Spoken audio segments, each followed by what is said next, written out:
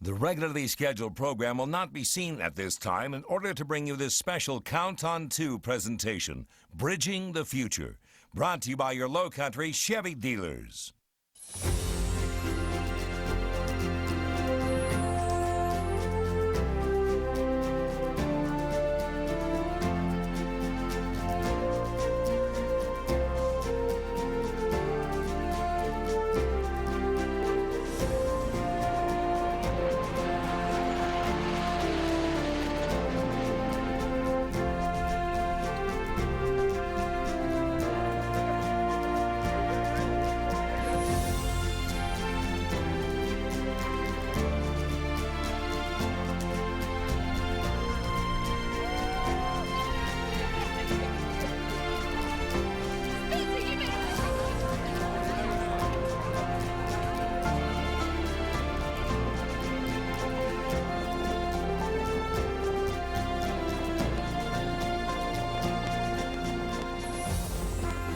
It is official. The new Cooper River Bridge is now open for business. Hi, everyone. I'm John Robinson. And I'm Darla Rourke. Thanks for joining us. This is really an exciting milestone for the Low Country. You better believe it. The communities of Charleston and Mount Pleasant have eagerly been awaiting the grand opening celebration for years. And now the long wait is over. The longest cable-stayed bridge in North America is open. The opening of the Arthur Ravenel Jr. Bridge is perhaps the biggest event to happen in the Low Country in decades. People of all ages came to the bridge on a warm July morning to witness history. It's very, very awesome. We didn't realize how beautiful it would be. Oh, it's great. It's great. It's a once-in-a-lifetime experience. Thousands came to admire the beauty of the bridge, an engineering marvel that took just 4 years to complete. Well, I've been working on this bridge since 1990. It is the fruition of many years of effort on the part of many, many people, and I am one happy camper today. But the day is bittersweet as the Low Country says goodbye to a couple of old friends, the Grace Memorial and Silas Pierman bridges. On this day, both officially closed to traffic. On the new bridge, state and community leaders gather for the dedication ceremony. Residents and visitors listen to how Charleston's new symbol came to be. In a grand moment before the ribbon cutting, the man for whom the bridge is named takes center stage. Arthur Ravenel Jr. shares a bit of how it all happened, and in classic Cousin Arthur form, has the crowd roaring with laughter. So then we heard that some of those folks from upstate, you know, who were always suspicious of Charleston. They say Charleston always gets everything they want. Well, shouldn't we? Huh? The official ribbon cutting followed. Here we go. Ready? Yeah. 1, 2, 3. Moments later, a thunderous surprise, a C-17 flyby just above the tall towers. Then the pilots circled around to fly parallel with the grand span of the bridge. An awe-inspiring moment and the perfect ending to the grand opening celebration.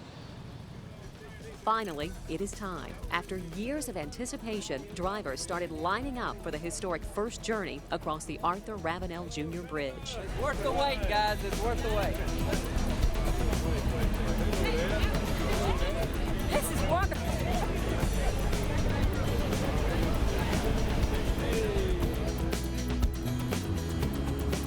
What a celebration. The area's newest and biggest landmark certainly has folks talking. Yeah, it doesn't matter if you're a politician, an engineer, a housewife, or a school kid. Literally everyone across the Low Country has something to say about the Arthur Ravenel Jr. Bridge.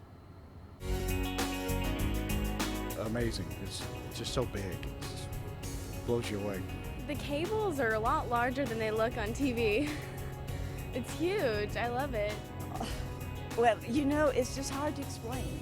It's just wonderful. Politicians always said we need a new Cooper River Bridge, but nobody made it happen. Arthur Ravenel did. Great bridge. A lot of work went into this. A lot of people came together. It was something that was needed. It's a nice addition to the skyline, too. It's pretty scary looking off the edge. It's so high up. It's amazing. The community effort paid off, and you could feel it. This bridge has good karma. You can feel it when you're on it. That's great. It's great. Looking forward to it. Oh, we hate to see the old ones go, but of course this is fabulous, and it'll be much safer, and it'll last for the future. It's wonderful. Oh, this bridge is awesome. It is I've never been to on a bridge, well, obviously, of this like this. I've crossed the Golden Gate one time, but this is really more spectacular. You know, John, I can remember being at the groundbreaking ceremony for this bridge 4 years ago in 2001. We have seen this bridge go up piece by piece. It's hard to believe we are finally standing on this magnificent structure. And driving on this magnificent structure. The first time you go across it, your heart starts to race, your blood pressure starts to rise a little bit, but it's a thrill of a lifetime, no question about it. Here we go! The celebration of the new bridge literally took on a life of its own. The most impressive event, an open house on the bridge, drew nearly 200,000 people. For 2 days, they came to experience the bridge firsthand by taking a walk across the new 3.5-mile span, which also includes a pedestrian and bike path. Governor Mark Sanford called the event a spontaneous festival. Interest in the bridge far surpassed anyone's expectation. We're getting a haircut. He wanted to be the first person or the only person in the world to ever get their hair cut on top of the Cooper River Bridge. My license is in Mount Pleasant, so I'm cutting in Mount Pleasant side.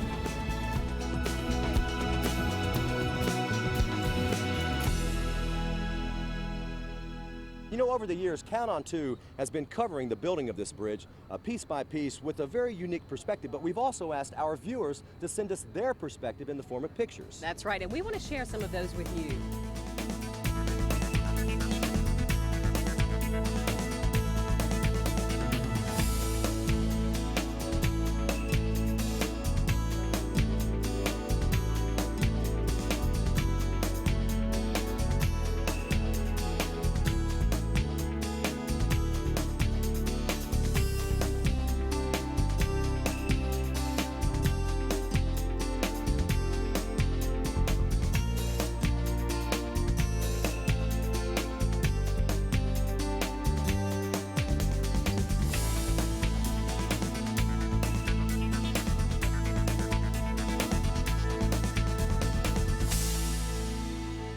Still ahead on this Count on Two special, Bridging the Future.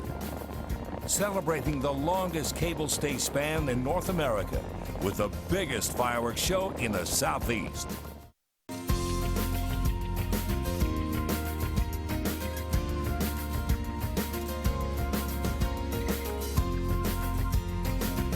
You know our motto, anytime there's something new, it is reason enough to celebrate and have a party. And I'll tell you what, this monumental structure, which is now really a benchmark and a landmark in the Lowcountry, has caused people from all walks of life to raise a glass and toast in a large way. On the Monday before the grand opening, music from the Charleston Symphony Orchestra flowed through the Diamond Towers. At the same time, a rainbow of lights cascaded color over the span, transforming the Ravenel into a magical setting with a breathtaking view. Oh, it's fabulous, just fabulous. Amazing. This bridge is amazing. People at this black tie gala paid $200 apiece to attend. The money helped offset the cost of the week-long bridge celebrations. On this night, Charleston is aglow with music and dance.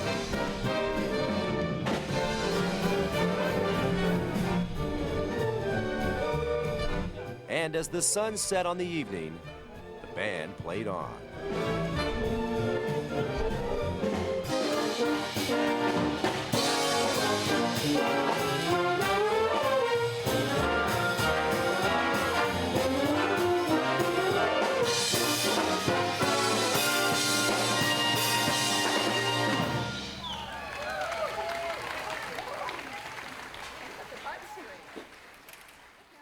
One of the biggest events during the week-long celebration leading up to the bridge opening was the fireworks. We are still talking about those. Yeah, and what's neat about it is people from all over the Lowcountry, from Ladson, Hanahan, North Charleston, Mount Pleasant, Charleston, Somerville, you name it, all came together for this wonderful pyrotechnic show, complete with the wow factor.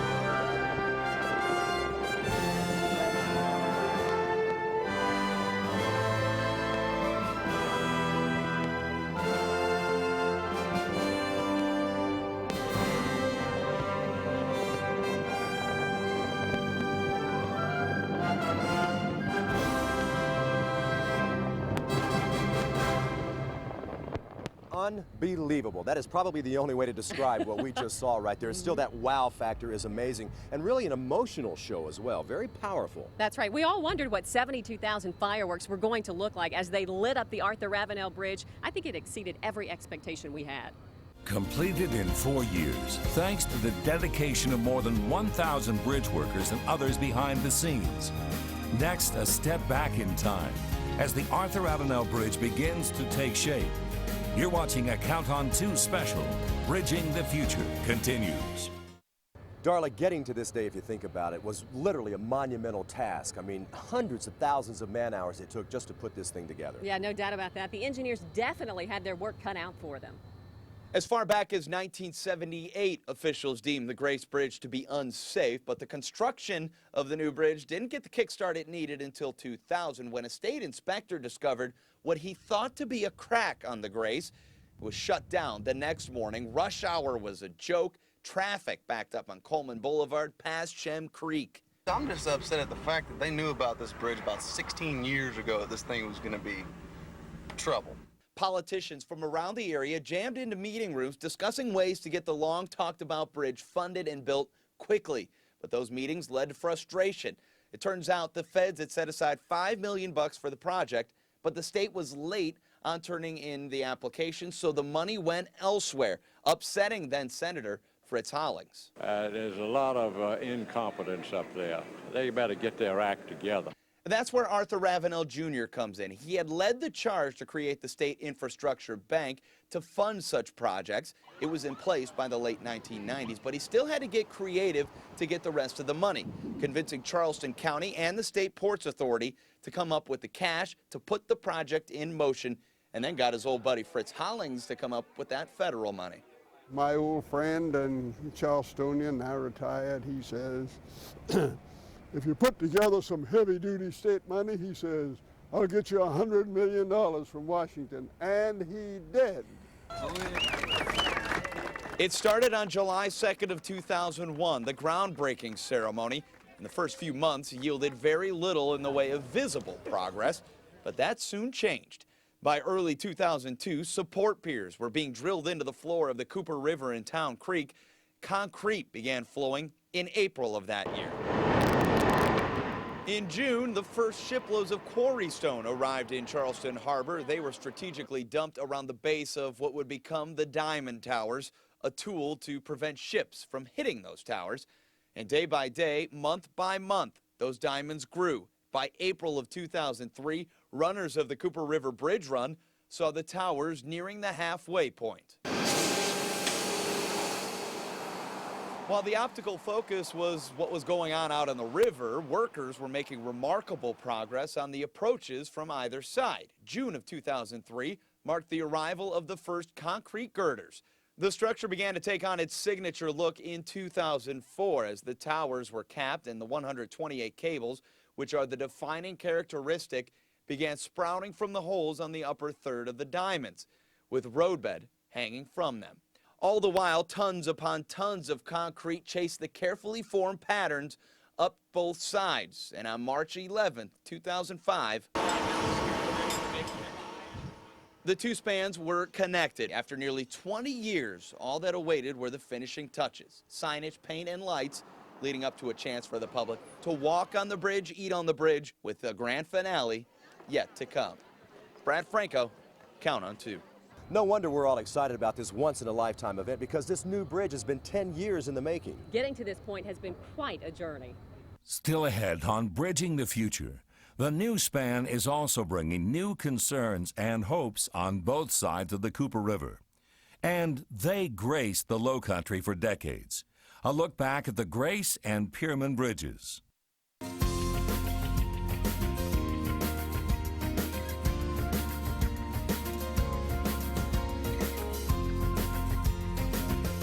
This mega million-dollar project will be held high for many reasons. It was finished a year ahead of schedule and also under budget. That's exactly right. And I'll tell you what, now that it's finished, all of us here have high hopes for what the impact it's going to have on this region. 8 lanes of traffic and 1 pedestrian lane. It would seem our traffic problems crossing the Cooper River should be a thing of the past. This will help alleviate some of the traffic calamities that we've had to contend with over the past several years. Those 8 lanes mean more people moving quicker to the cities that surround the bridge. Instead of a garden hose, what we have now, we're going to have kind of a fire hose. It's going to be a lot more volume in a shorter period of time. Brad Morrison, an engineer with the Mount Pleasant Traffic Department, sees many of the benefits of the new bridge. We have more efficient ramps, we have more access, we have a new ramp from Wingo Way, so I think you'll see a lot more better flow in the morning. The more efficient ramps on the Charleston side mean a faster flow of traffic to Mount Pleasant. I think that we anticipate we'll probably have some signal timing issues and struggle for a little while to figure out that flow and try to get it operating as efficiently on our signal system over here in Mount Pleasant as we can. By signals, he means the synchronized traffic lights that can be changed based on the amount of traffic in the area. At some point, it may become where the signal will reach its capacity and there's nothing else we can do. On the Charleston side, traffic police are watching just as closely. Harrell Hill definitely sees one advantage to the big bridge. Over the years, there's been so much apprehension on the part of drivers driving over the old bridge because it's so narrow. Now you simply won't have those types of issues to deal with, so it should make driving a little more pleasurable, a little less stressful.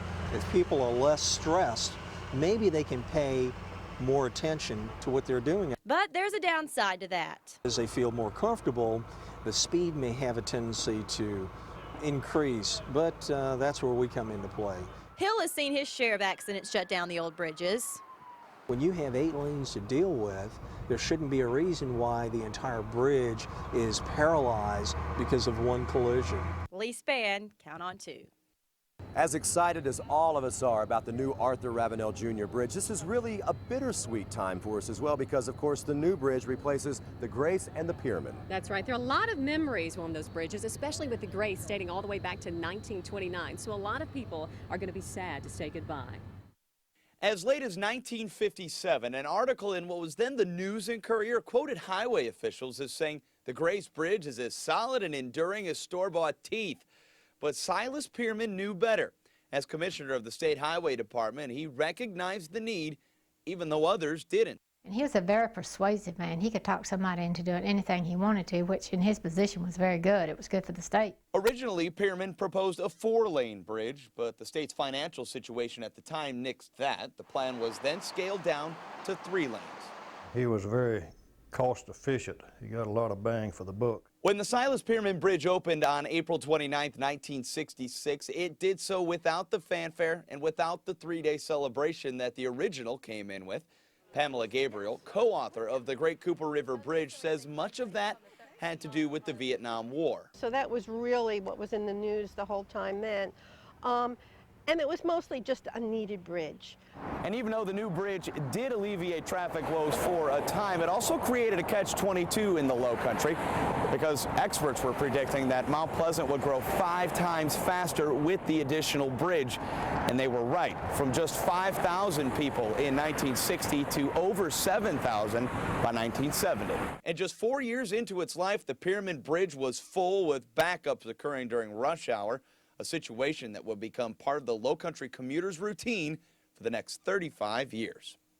Brad Franko, Count on 2. You know, Darla, history has certainly been made with the completion of this magnificent project. It will mean a great deal to both the Charleston and Mount Pleasant communities. And just think of all the memories yet to be made on this new bridge. We are bridging the future of our region, and we're off to one heck of a start. I'm John Robinson. And I'm Darla Rourke. Thanks for joining us.